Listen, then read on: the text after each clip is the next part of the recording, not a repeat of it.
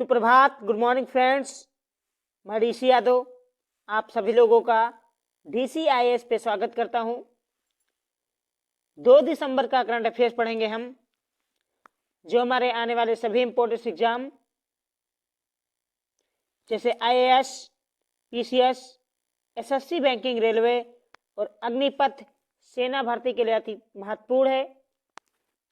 पिछले मैं 4 दिनों से करंट अफेयर्स की वीडियो आप लोगों के लिए नहीं ला पा रहा था, इसके लिए मैं क्षमा चाहता हूं, क्योंकि पिछले 4 दिनों से मैं कंटिन्यू सफ़र में था। मैं दिल्ली से बाहर था, इसलिए मैं वीडियोस पे काम नहीं कर पा रहा था सफ़र में होने के वजह से, इसलिए मैं आप लोगों से माफ़ी चाहता हूं। दोस्तों, चलते हैं आज के अपने पहले सवाल की ओर। देखते हैं कौन कौन से महत्वपूर्ण खबर है जो हमने 2 दिसंबर के करंट अफेयर्स में प्रस्तुत किया है। आज का अपना पहला सवाल है दोस्तों कि समाचारों में रहा निश्चय मित्र किससे संबंधित है। आपके सामने ऑप्शंस हैं: महिला शिक्षा से, कार्बन निम्नीकरण से, टीबी उन्मूलन से या दिव्यांग सहायता से। तो इसका सही आंसर है ऑप्शन सी, टीबी रोग उन्मूलन से संबंधित है। जैसा कि लिखा है निश्चय, क्षय रोग का नाम आप लोगों ने सुना होगा, तो क्षय रोग टीबी रोग को ही कहते हैं। और निश्चय मित्र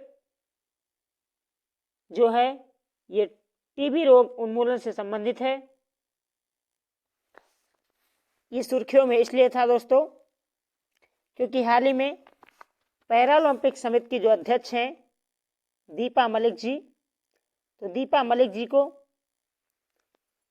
निश्चय का एम्बेसडर बनाया गया है। और निश्चय मित्र जो है ये क्षय रोग यानी टीबी रोग से उन्मूलन से संबंधित है।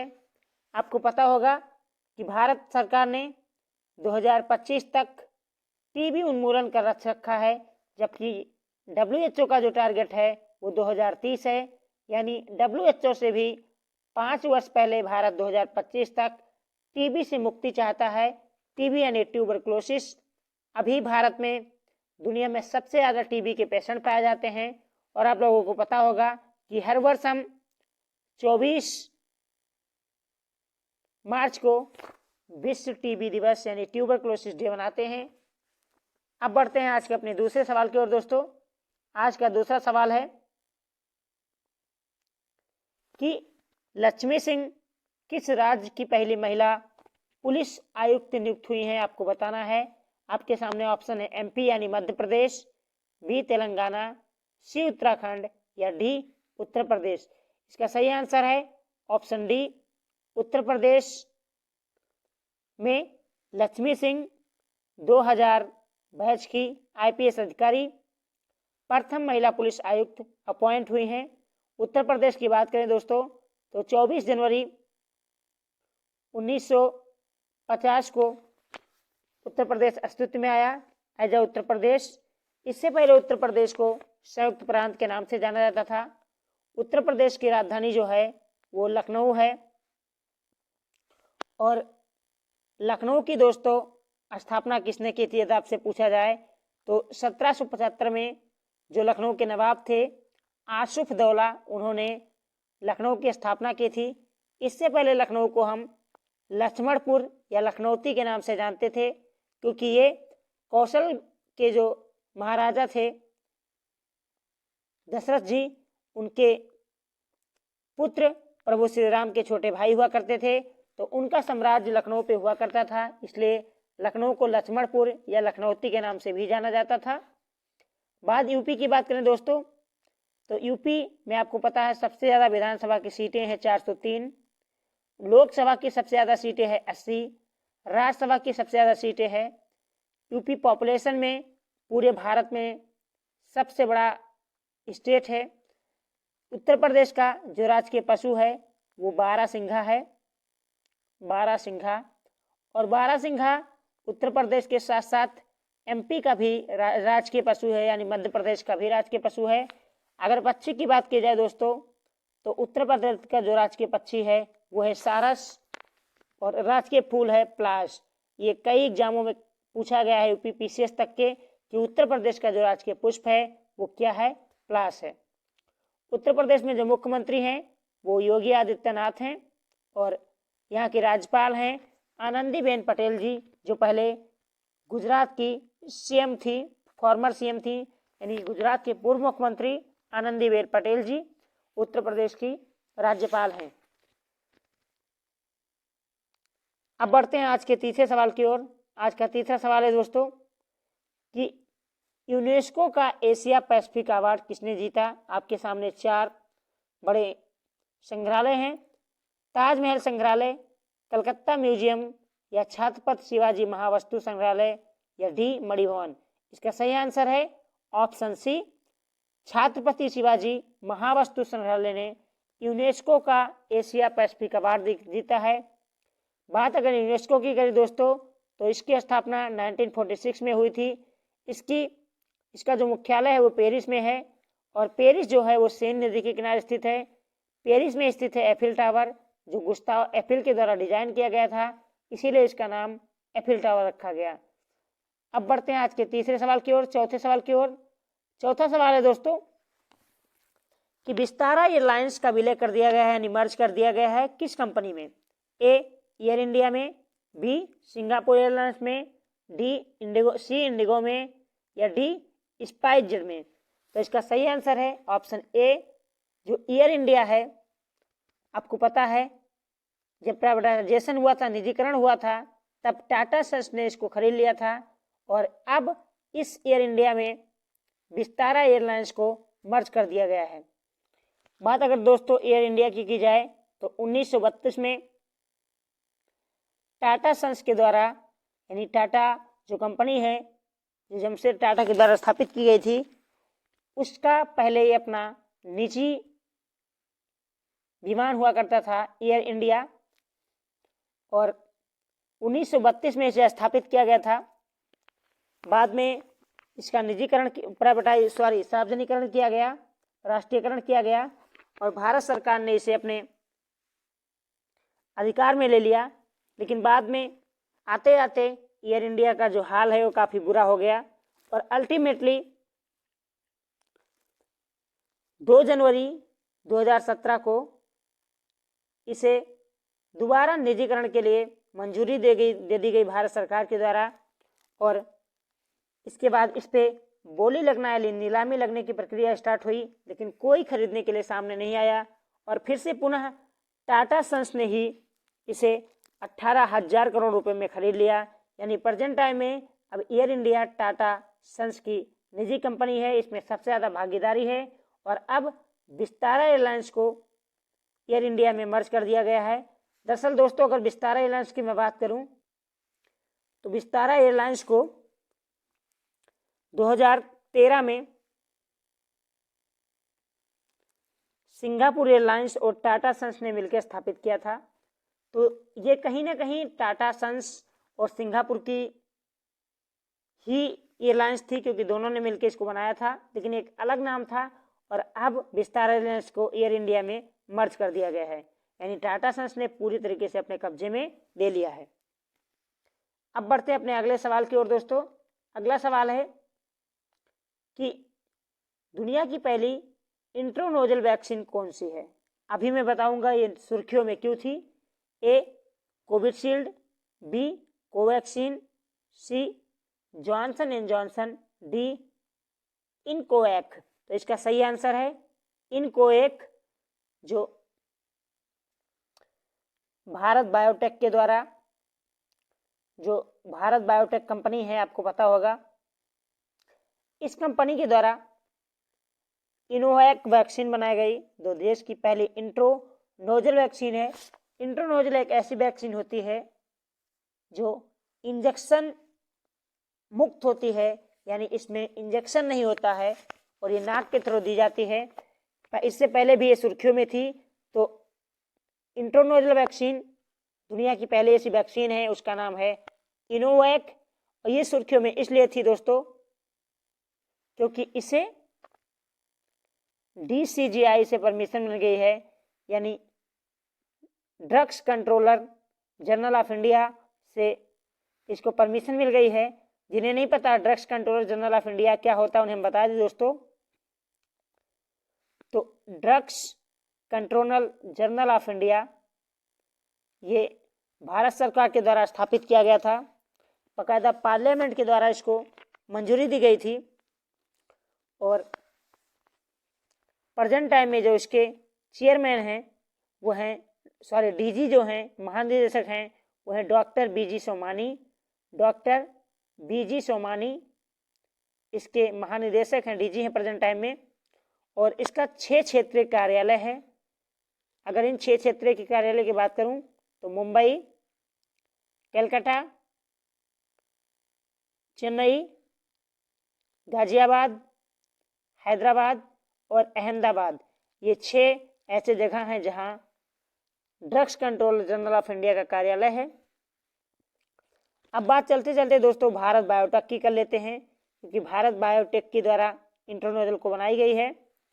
तो भारत जो बायोटेक है दोस्तों, ये आपको पता होगा कि भारत में कोविड के बाद 2 कंपनियां उभर के आई जिन्होंने वैक्सीन बनाया था। एक तो सीरम इंस्टीट्यूट था और एक भारत बायोटेक था। तो सीरम इंस्टीट्यूट साइरस पूनावाला जी की कंपनी थी, जबकि भारत बायोटेक की बात की जाए तो ये कृष्णा ए के द्वारा स्थापित की गई थी 1996 में। 1996 में भारत बायोटेक की स्थापना की गई और प्रेजेंट टाइम में डॉक्टर कृष्णा एल इसके कार्यकारी अध्यक्ष हैं।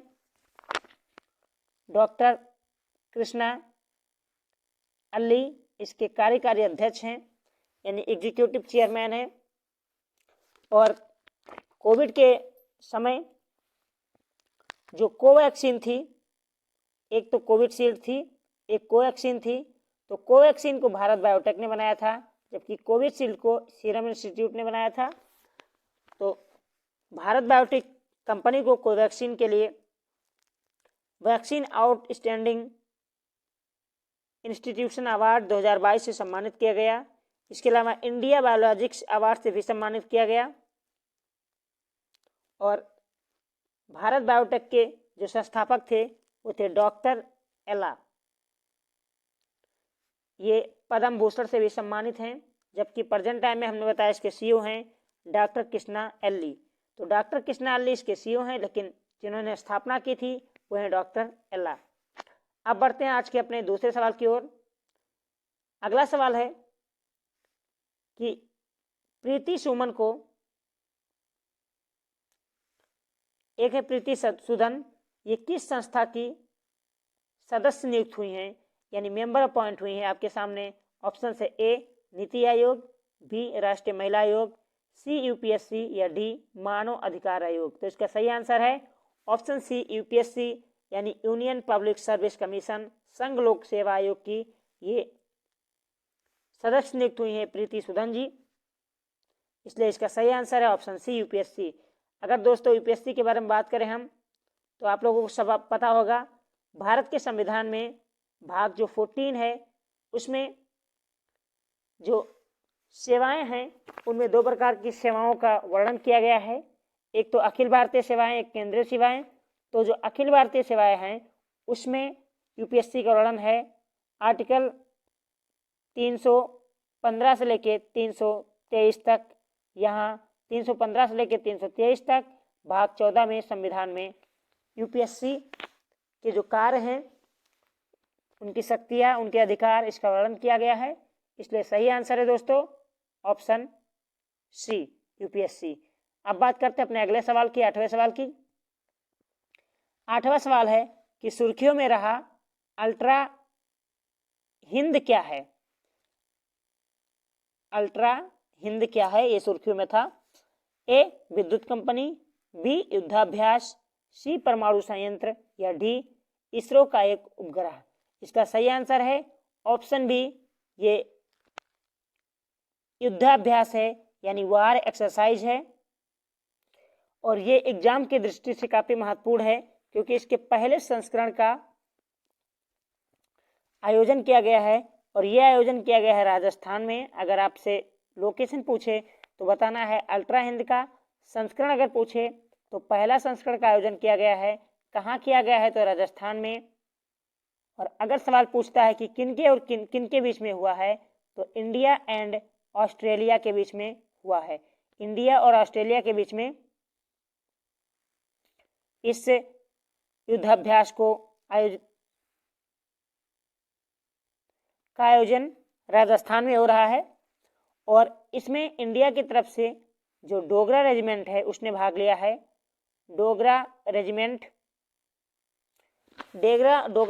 का दोस्तों जो मुख्यालय है वो अयोध्या में है। पहले से फैजाबाद के नाम से जाना जाता था। हम लोग बता दें दोस्तों, आई एम फ्रॉम अयोध्या। और अयोध्या में हम इस डोगरा रेजिमेंट में यहाँ पे कई बार जाते थे, क्योंकि उसके बीचों बीच में कंपनी गार्डन था, तो काफ़ी खूबसूरत नज़ारा था। एक आर्मी कैंट में जाने का अपना अलग ही फीलिंग होता है, क्योंकि वहाँ पे जाते हैं, जब आर्मी ऑफिसर को देखते हैं तो हमारा सीना भी गर्व से चौड़ा हो जाता है। तो जब मैं फैजाबाद यानी अयोध्या में रहता था तो हम लोग डोगरा रेजिमेंट में जाते थे। अगर आप यहाँ जाएंगे तो थोड़ी दूर पे आपको मिलेगा गुप्तार घाट, जो बहुत ही दर्शनीय स्थल है अयोध्या का, सरयू नदी के किनारे बसा हुआ है। और अगर बात करें पुराणों की, तो पुराणों के आधार पे भगवान राम और पूरी अयोध्या के साथ सरयू नदी में समा गई थी, यानी इसके नीचे चली गई थी पाताल लोक में, इसलिए इसे गुप्तार घाट के नाम से भी जानते हैं। यहीं पे है डोगरा रेजिमेंट का मुख्यालय, यानी अयोध्या में। तो इसका सही आंसर है ऑप्शन बी, वार एक्सरसाइज। अब बढ़ते हैं अपने 9वें सवाल की ओर। 9वां सवाल है दोस्तों कि जो फॉक्स पत्रिका है उसके अनुसार भारत के सबसे अमीर व्यक्ति कौन है। आपके सामने 4 ऑप्शंस है, मुकेश अंबानी, गौतम अडानी, राधा किशन दमानी या साइरस पूनावाला। ये वही जो वैक्सीन आई थी कोविशील्ड उसके निर्माता, क्योंकि साइरस पूनावाला की जो कंपनी थी सीरम इंस्टीट्यूट थी, और सीरम इंस्टीट्यूट ने बनाया था कोविशील्ड, तो उसके ये हेड हैं साइरस पूनावाला जी। तो इन सब में आपको बताना है कि सबसे अमीर व्यक्ति कौन से हैं। इसका सही आंसर है ऑप्शन बी, गौतम अडानी जो हैं वो देश के सबसे अमीर व्यक्ति हैं। और आपको पता होना चाहिए ये दुनिया के दूसरे सबसे अमीर व्यक्ति भी हैं। इनसे ऊपर महज एलन मस्क हैं। हालांकि कभी कभी ऊपर नीचे में इनका तीसरा स्थान आ जाता है, लेकिन एलन मस्क के बाद ये दुनिया के दूसरे सबसे अमीर, जबकि भारत के सबसे अमीर व्यक्ति हैं। इनकी 150 बिलियन अमेरिकी डॉलर की संपत्ति है, जबकि इस देश में दूसरे सबसे अमीर व्यक्ति की बात की जाए तो मुकेश अंबानी जी हैं। मुकेश अंबानी जी की जो टोटल संपत्ति है वो 88 बिलियन अमेरिकी डॉलर है, जबकि इनका है 150। आप देख सकते हैं कि गौतम अडानी जी और मुकेश अंबानी जी के बीच में, मुकेश अंबानी जी का जो है 88 बिलियन डॉलर है, जबकि गौतम अडानी जी का 150 बिलियन डॉलर है। काफ़ी ज़्यादा फासला है दोनों के बीच में। वहीं तीसरा ऑप्शन जो आपको दिखाई दे रहा है राधा किशन दमानी जी, ये भारत के तीसरे सबसे अमीर व्यक्ति हैं। यानी पहले सबसे अमीर व्यक्ति हैं गौतम अडानी, दूसरे मुकेश अंबानी, तीसरे हैं राधा किशन दमानी। इनकी जो संपत्ति है ये 27.6 बिलियन डॉलर है। और चौथे जो अमीर व्यक्ति बन गए हैं वो सीरम इंस्टीट्यूट के हेड यानी कोविशील्ड निर्माता साइरस पूनावाला बन गए हैं। तो कोविशील्ड में कितनी बड़ी तरक्की हुई है, कोविड में कितनी बड़ी तरक्की हुई है वैक्सीन कंपनियों की, आप देख सकते हैं कि ये चौथे सबसे अमीर व्यक्ति बन गए हैं देश के। लास्ट सवाल दोस्तों कि एड्स दिवस कब मनाया जाता है। ये मनाया जाता है 1 दिसंबर को। 1 दिसंबर को हर वर्ष हम एड्स दिवस के मनाते हैं, क्योंकि एड्स से सुरक्षित जीवन जागरूकता फैलाने के लिए हम एड्स दिवस को हर वर्ष 1 दिसंबर को मनाते हैं। क्षमा चाहता हूँ दोस्तों, कुछ गले में प्रॉब्लम आ गई थी। और 26 नवंबर को अपना संविधान दिवस मनाया जाता है। जबकि 21 नवंबर को वर्ल्ड टेलीविजन डे मनाया जाता है। अगर दिवस की बात करें दोस्तों, तो नवंबर महीने में काफ़ी इंपॉर्टेंट दिवस मनाए गए हैं, आप उन्हें याद कर सकते हैं। मैं आपको थोड़ा रिवाइज करा देता हूँ इंपॉर्टेंट दिवस की। सबसे पहले हम बात करते हैं 7 नवंबर की। 7 नवंबर को शिशु सुरक्षा दिवस मनाया गया। शिशु सुरक्षा दिवस ये 7 नवंबर को मनाया गया। उसके अगर आगे आए तो 11 नवंबर को एक महत्वपूर्ण दिवस मनाया गया था, राष्ट्रीय फाइलेरिया दिवस। राष्ट्रीय फाइलेरिया दिवस, जो फाइलेरिया एक बीमारी होती है जिससे हाथ पैर में स्वेलिंग आ जाती है, वो मनाया गया 11 नवंबर को। उसके एक दिन बाद यानी 12 नवंबर को मनाया गया एक और डिजीज डे जिसका नाम था वर्ल्ड निमोनिया डे।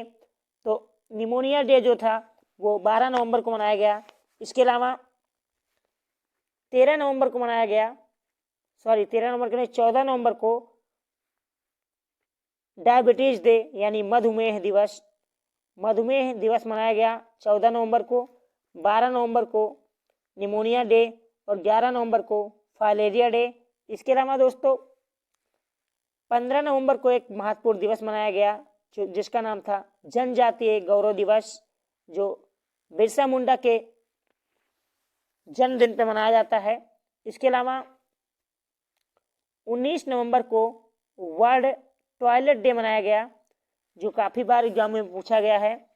और 21 नवंबर को जैसा मैंने बताया वर्ल्ड टेलीविजन डे मनाया गया। इसके अलावा 26 नवंबर को संविधान दिवस और 26 नवंबर को राष्ट्रीय दुग्ध दिवस भी मनाया जाता है। नेशनल दुग्ध डे भी मनाया जाता है। वर्गीज कुरियन जो दूध उत्पादन के लिए भारत में बहुत बड़े क्रांतिकारी साबित हुए, उन्होंने दुग्ध उत्पादन में देश को अव्वल दर्जा प्राप्त कराया। आज भारत दुग्ध उत्पादन में पूरी दुनिया का पहला स्थान रखता है। और 26 नवंबर को हम राष्ट्रीय दुग्ध दिवस भी मनाते हैं वर्गीज कुरियन जी के जन्मदिन पे। और इसके अलावा 24 नवंबर को बात की जाए दोस्तों, तो गुरु तेग बहादुर जी का शहादत दिवस मनाया गया, क्योंकि औरंगजेब ने इनको मरवा दिया था। इसके अलावा 27 नवंबर को मनाया गया विश्व राष्ट्रीय अंगदान दिवस। राष्ट्रीय अंगदान दिवस। तो ये थे महत्वपूर्ण दिवस। आशा करता हूं कि आपको अच्छा लगा होगा। आज की अपनी क्लास यहीं खत्म होती है दोस्तों। सेशन पसंद आया है तो लाइक कीजिए, अपने दोस्तों के साथ भी शेयर कीजिएगा, और यदि हमारे साथ आप नए हैं तो प्लीज़ सब्सक्राइब कर लीजिए DCIS इंस्टीट्यूट को। ये इस तरह आपको लोगो मिल जाएगा DCIS इंस्टीट्यूट का, सीधा सीधा इसी तरह लिखा हुआ है। आप जाइए, सब्सक्राइब कीजिए और अपने दोस्तों के साथ भी साझा करना ना भूलें। आप सभी हमारे साथ जुड़े इसके लिए आपका धन्यवाद। आप सभी का दिन शुभ हो। जय हिंद, जय भारत।